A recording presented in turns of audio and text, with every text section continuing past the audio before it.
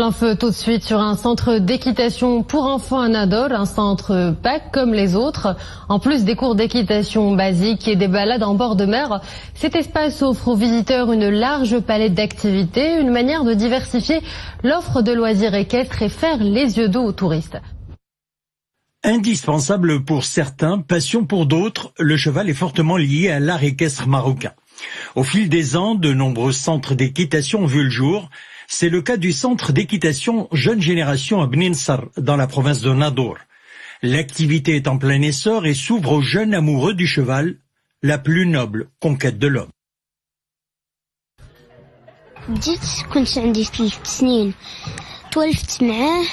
C'est à 3 ans que j'ai commencé à monter à cheval. Au début, j'étais très craintive.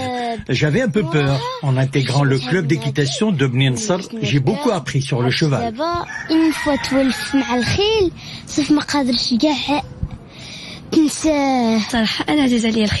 J'adore monter à cheval. Le club équestre m'a permis de mieux me familiariser avec cette discipline sportive.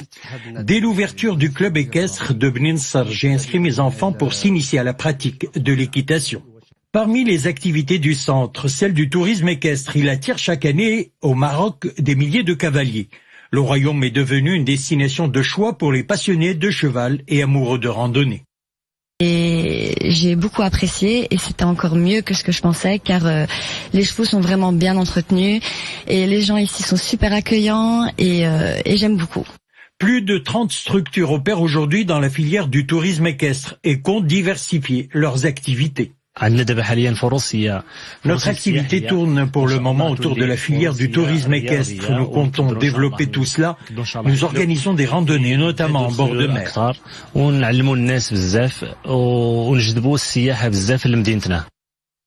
L'équitation fait partie aujourd'hui des principales activités sportives pratiquées à travers le royaume. La Fédération royale marocaine des sports équestres regroupe quelques 48 clubs. Ce sont plus de 11 000 cavaliers qui ne cessent d'œuvrer pour le développement et pour le rayonnement de cette noble discipline. C'était donc un reportage de Samir Barka, Mohamed Blaoui et Boubkar Ben Gabret.